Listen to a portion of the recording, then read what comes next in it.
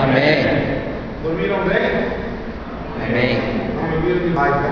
Eu cheguei tarde, mas não porque dormi demais, porque tinha algumas tarefas para fazer ainda, acabei chegando em cima do horário, né? Peço perdão aos irmãos. Prazer estar com o pastor Jean, irmão Raquel, irmão Jair, que está conduzindo a escola, os obreiros e todos os irmãos com alegria de estarmos juntos. Podem estar sentados? Eu tirei um versículo ali também, que estava sendo dado para responder a chamada, Gálatas 6 e 7. Não é vez, Deus não se deixa escarnecer, porque tudo que o homem semear, se plano dele ceifar. Glória a Deus. Irmãos, é um prazer todos estarmos juntos e aproveitar muito bem esses minutos que temos. Segundo a orientação do nosso pastor, eu tenho uma hora para lançar. Uma hora, né? E eu vou peço aos irmãos que eu vim aqui para aprender com vocês, porque nós não sabemos tudo, né? Ninguém sabe tudo. E quando se fala de aprender, é uma fonte inesgotável, e a ciência comprova que aprender não ocupa espaço. Aprender não ocupa espaço. É só uma questão de reorganizar a mente. Eu estou com a cabeça cheia, depende do que, né? Porque às vezes tem coisas que não precisamos estar cheias. Mas quando nós nos inclinamos a aprender as coisas de Deus, com a ajuda do Espírito Santo, nós reorganizamos as coisas na mente, na parte do intelecto, e nós podemos aprender a vida toda. É igual alguém que, o aprender é igual alguém que está morando numa casa e cada peça já está ocupada. Mas se ele ganhar mais um móvel, ele vai arrumar as coisas diferentes e tem lugar para botar em cada peça mais uma coisa. E assim vai. A nossa mente é a mesma coisa. Quanto mais nós soubermos, mais nós vamos ver que há espaço para poder aprendermos. Daí eu estou aprendendo, desde criança, como já disse aos irmãos, estou com 60 anos de idade, tinha 2 anos quando meus pais se converteram, e desde que eu me conheço por gente, eu fui aluno da escola dominical, desde novinho, né? Lugar simples, no meio dos índios, onde meu pai era funcionário federal, não fui 5 aos 18 anos, mas sempre que eu fui à escola dominical, e aprendendo com várias pessoas limitadas, na época não muita formação teológica, hoje tem muitos dos irmãos aí que são teólogos formados, né, cursando.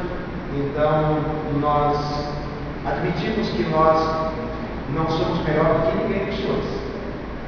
E eu reconheço que eu tenho me encontrado ao longo da nossa caminhada irmãos até leigos à área de ensino, que não estou diretamente ligado à área de ensino, mas que são profundos conhecedores e intérpretes da Bíblia Sagrada, porque leem muito, estudam, pesquisam, e hoje com a ajuda do computador também se fala, né? Então, eu creio que muitos dos senhores sabem mais do que eu em algumas áreas do assunto que estaremos estudando aqui. Irmãos, o assunto nosso de hoje, como eu tenho o hábito de passar a lição, lendo e observando, é meu estilo. Alguém diz que, como é um livro didático, ele se lê a lição em casa, é certo? Mas como às vezes nem todos leem, aqui pelo jeito todos leem a lição. Os irmãos que leram a lição em casa, digam amém. Amém. Então, os que não leram, certamente não estão assim por dentro do comentário. E eu gosto de ficar com a linha de pensamento do comentário do comentarista. Não sair fora da linha. Porque temos um tema, então temos que ficar em cima dele. E às vezes tem pessoas que têm um tema, têm um título, a lição, e ele sai completamente fora da área. Isso também não é proveitoso. Então nós temos que ficar dentro do comentário, né? Ou melhor, dentro do tema da lição. Então por isso eu costumo ler o comentário todinho durante a aula e ir meditando então e parando nos pontos básicos da nossa lição. Quando aqui o comentarista intitulou essa lição de hoje, Um Homem de Deus em Depressão, eu não gostei, viu, irmãos? Eu não gostei do tema. Aí alguém dos senhores diria assim, pastor, o senhor veio semear uma coisa ruim aqui no nosso meio. Eu não sou obrigado a concordar com o comentarista. O comentarista é uma pessoa que nem você está vendo, nem nós.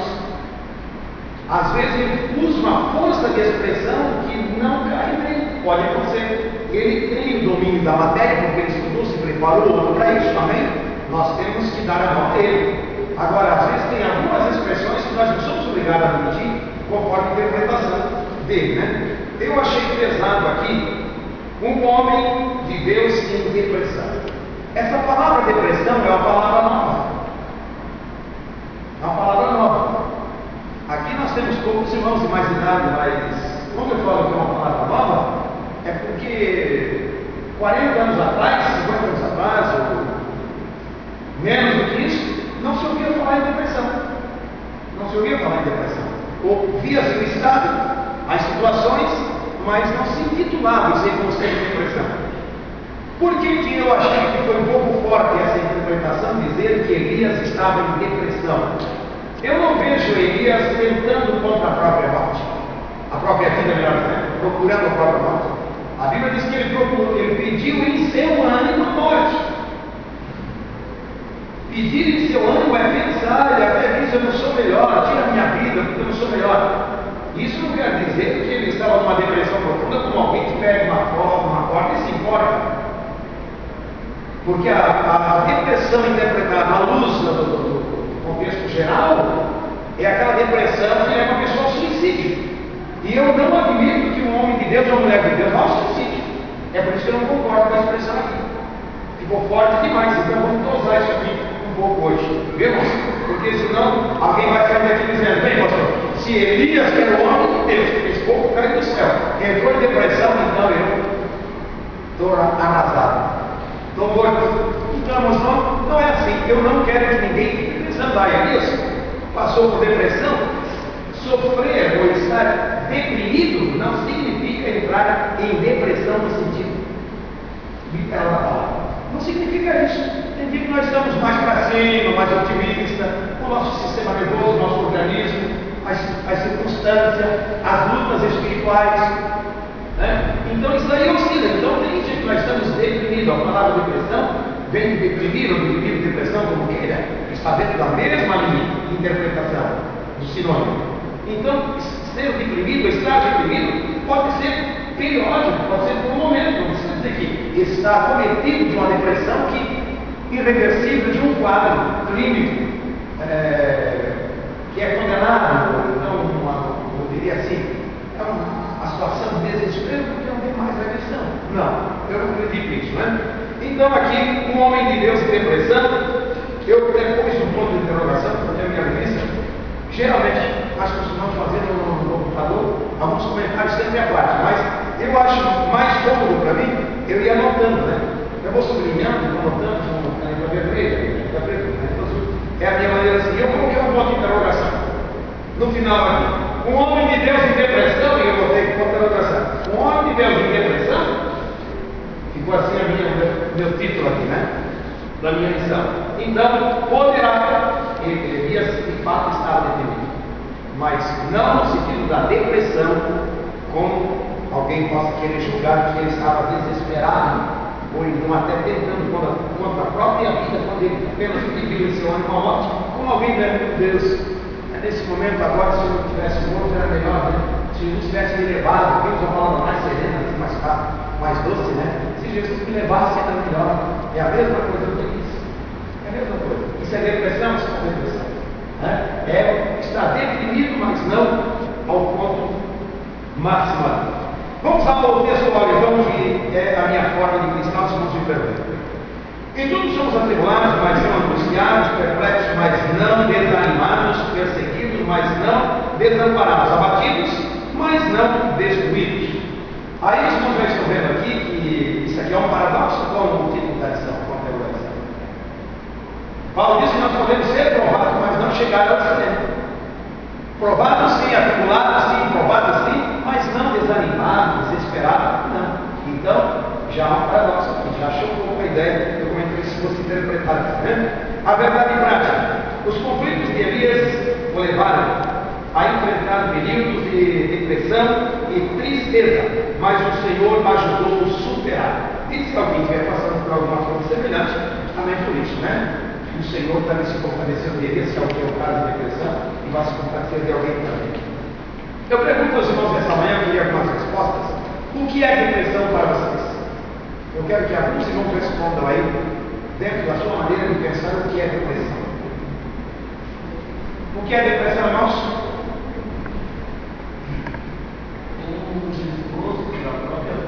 Um desgosto da própria vida. Pessoa que fica desgostosa com a própria vida. Obrigado, irmão. Outros. O que é depressão?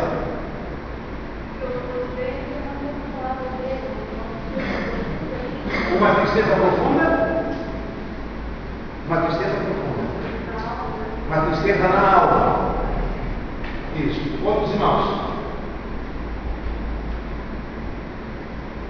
Mais um, dois. Também ela isola, muito também ela aproveita o caso também que Deus. Hoje a sociedade emprega. A pessoa se isola. E muitos casos pode ser também ela o pessoal está se isolando demais, né? O pessoal Ou está vivendo muito isolado. Certo? Uma doença da alma. Na interpretação da irmã. Mais um.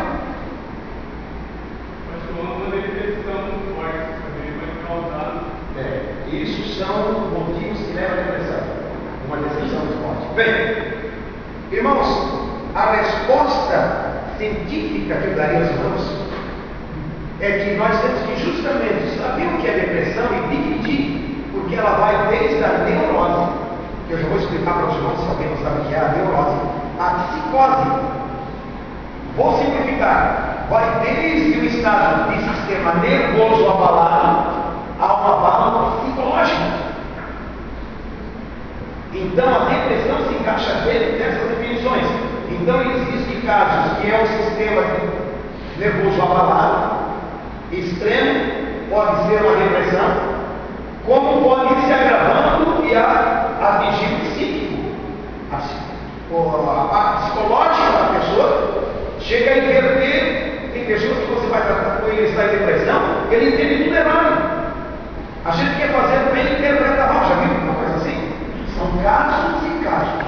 Então nós não podemos generalizar depressão como simplesmente uma coisa só. Vai desde a neurose, então, do sistema nervoso, a parte psicológica da pessoa, que pode ser atingido ao longo de uma série de provas, de circunstâncias, de luta, de problemas, né, que levam a pessoa aquilo ali. Então passa dos nervos para a parte psíquica, ou então a parte psicológica da pessoa, né?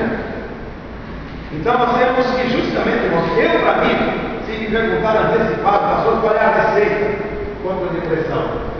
Irmãos, a receita, a primeira é nós confiar em Deus.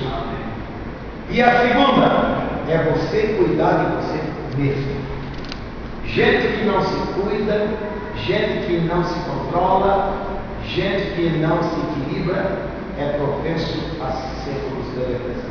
Tem gente que quer fazer tudo, quer ganhar o mundo, quer saber tudo, né? Não quer perder nada, né? Não dorme direito, aí já não come mais direito, acaba atingindo o organismo e assim vai. Então, são pessoas, nós é que administramos essa questão.